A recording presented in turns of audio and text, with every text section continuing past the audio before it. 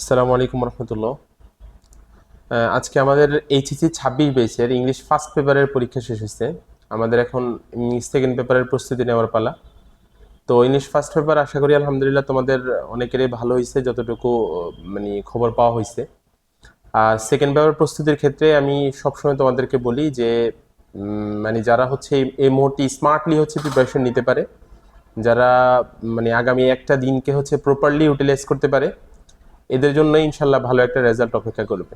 আমি তোমাদেরকে আজকে এই আজকের এই ভিডিওটাতে মূলত দেওয়ার উদ্দেশ্য হচ্ছে আমরা এমন বিষয়গুলো নিয়ে বলবো যে যাদের প্রস্তুতি ধরো একদম ভালো, এরা তো ইনশাল্লাহ মানে সব টপিকেরই প্রস্তুতি নিবা, কিন্তু যাদের প্রস্তুতি একটু তুলনামূলক কম এবং মনে হচ্ছে যে সব টপিক মানে তুমি কভার করতে পারো নাই, তো তোমরা যারা সব টপিক কভার করতে পারো নাই এদের জন্য মূলত আজকের কথাগুলা।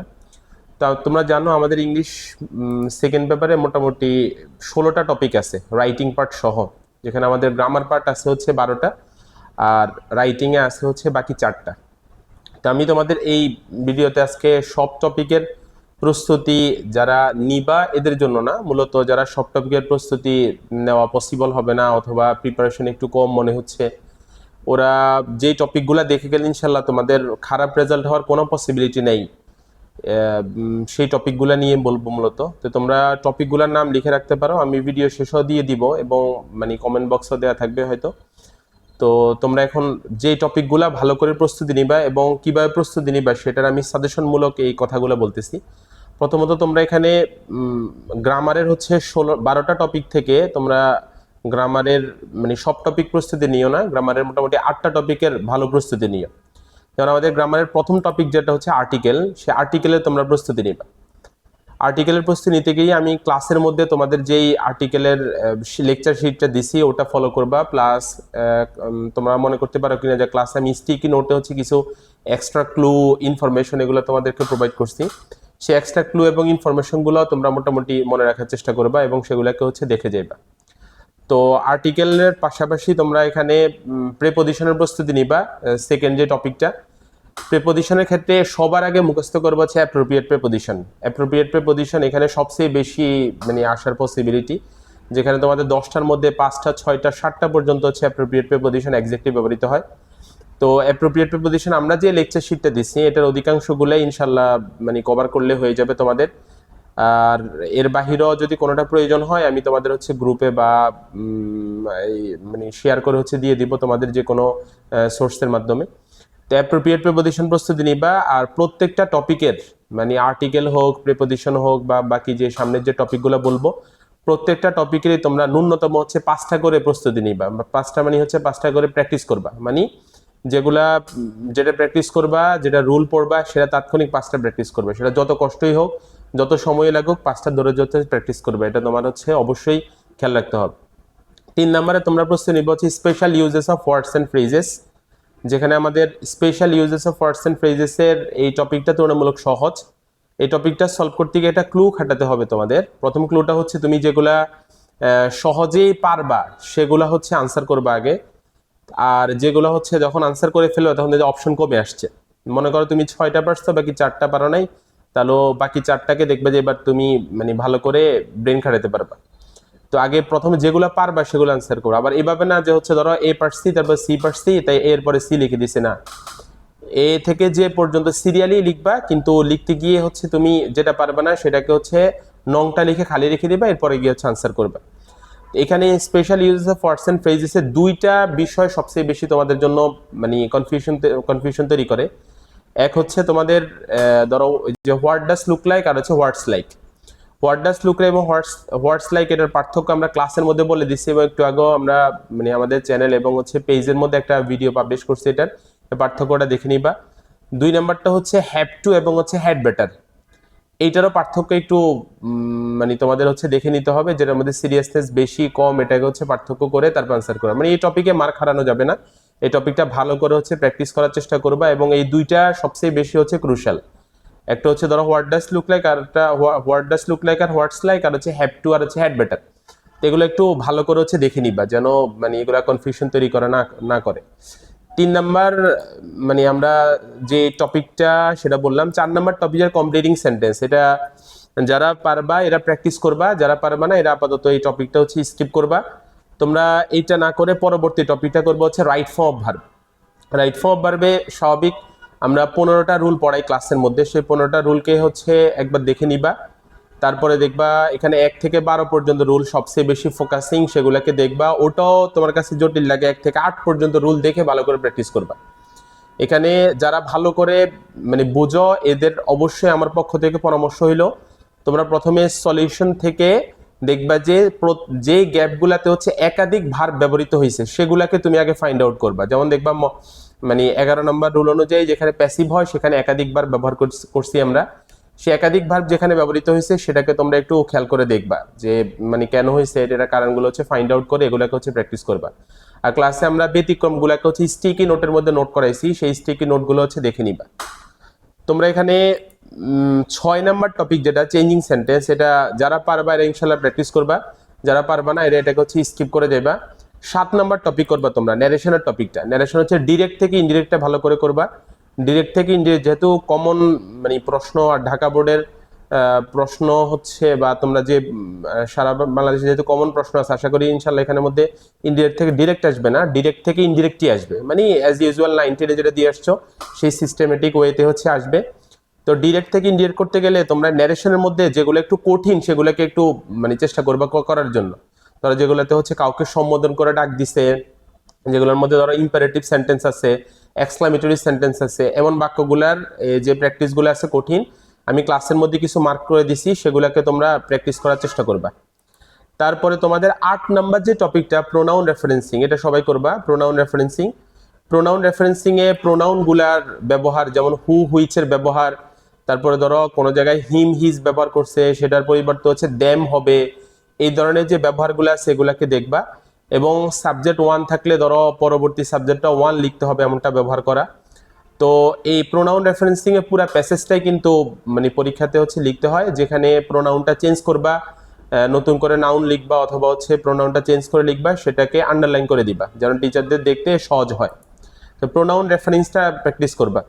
তারপর তোমাদের 9 নাম্বার টপিক যেটা মডিফায়ার, এটা যারা পারবা ইনশাল্লাহ তারা প্র্যাকটিস করবা, যারা পারবা না এরা এই টপিকটাকে হচ্ছে স্কিপ করতে পারো, যারা পারবা এরা ভালো করে এটাকে প্র্যাকটিস করবা।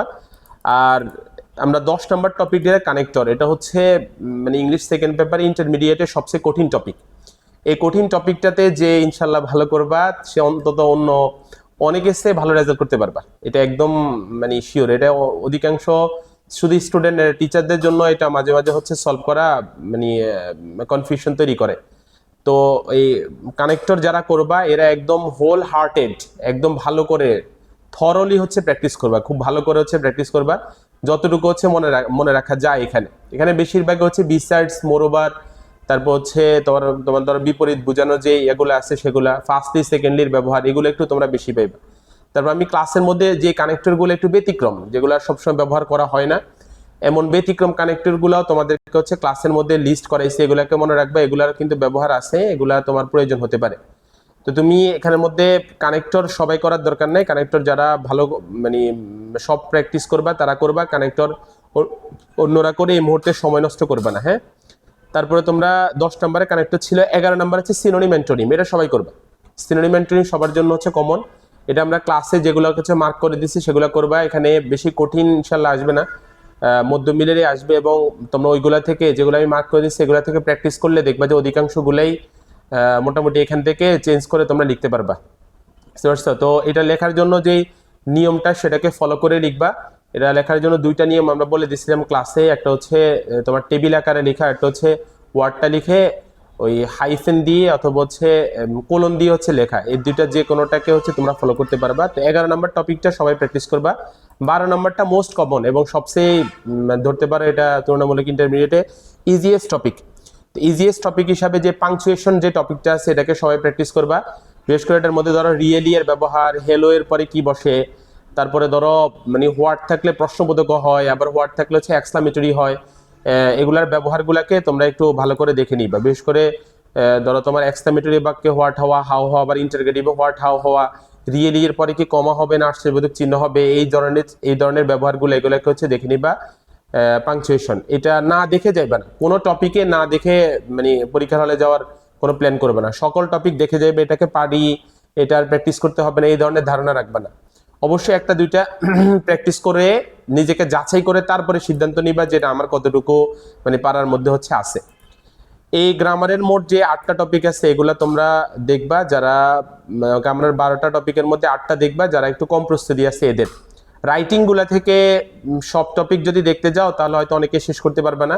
যাদের সুযোগ আছে এরা মানে যারা পারবে ইনশাল্লাহ সব টপিকই দেখবে এবং সবগুলাকেই একটু একটু করে মানে লেখার চেষ্টা করবা। লেখা মানে হচ্ছে আমি বুঝাচ্ছি এটা যে মেইন কিছু পয়েন্টকে তুমি মনে রেখে যেন মানে এটাকে বড় করে যেন লিখতে পারো, সেটাকে তুমি একটু ফোকাস করে কিছু কিছু হচ্ছে লিখবা। মেইন মেইন পয়েন্টগুলোকে হচ্ছে লিখে লিখে মনে রাখার চেষ্টা করবা। ধরো তুমি কম্পোজিশন 10টা প্যারা পড়ছো, প্রত্যেকটা প্যারা একটা একটা প্রসঙ্গে ছিল, তো তুমি ওই প্রসঙ্গটা হচ্ছে খাতার মধ্যে হচ্ছে লিখে নাও। তো রাইটিং এ যারা মানে একটু কম প্রস্তুতি এদেরকে আমার পরামর্শ হচ্ছে এরা এখানের মধ্যে কম্পোজিশনটা চাইলে স্কিপ করতে পারে। কম্পোজিশনে হচ্ছে বৃহৎ প্রিপারেশন নিতে হবে। যদি তোমরা মানে কমন কিছু কম্পোজিশন আছে এগুলো যদি পড়ে থাকে তাহলে এগুলোই পড়ো। এখন মানে সব কম্পোজিশন পড়ে শেষ করতে পারবে না। এখানে তোমরা ফর্মাল লেটার বা অ্যাপ্লিকেশন যেটা আসবে সেটার প্রস্তুতি নিবা। ফর্মাল লেটার বা অ্যাপ্লিকেশন নর্মালি কলেজ সম্পর্কিত গুলা বেশি আসে, যেমন ধরো কলেজের মাল্টিমিডিয়া ক্লাসরুম নেই, অথবা হচ্ছে তোমার কম্পিউটার ল্যাব নাই, এই জাতীয় ইস্যুগুলা। তারপরে স্টাডি ট্যুরে যাওয়ার জন্য অনুমতি সহ এই ধরনের যেগুলো আছে এগুলোকে একটু ফোকাস করে ফর্মাল লেটার বা অ্যাপ্লিকেশন নেবে। এখানে কিন্তু ইমেলও আসতে পারে।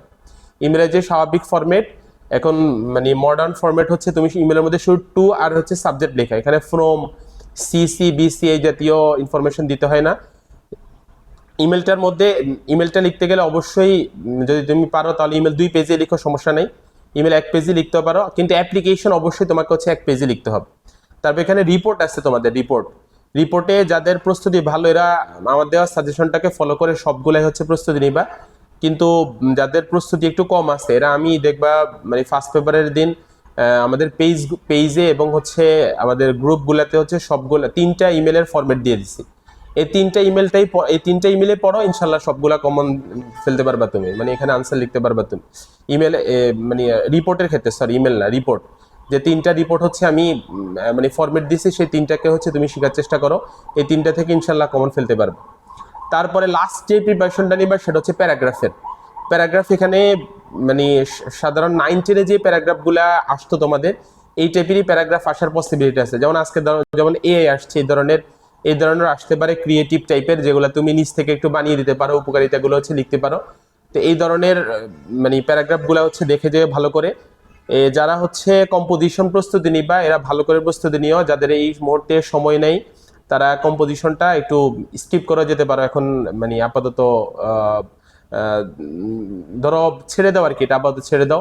এটার প্রস্তুতি নিতে গিয়ে দেখা যায় অন্য অনেকগুলো হচ্ছে থেকে যাবে, তো এটা না করে কম্পোজিশনটা আপাতত ছেড়ে অন্যগুলোর প্রস্তুতি নিতে পারো।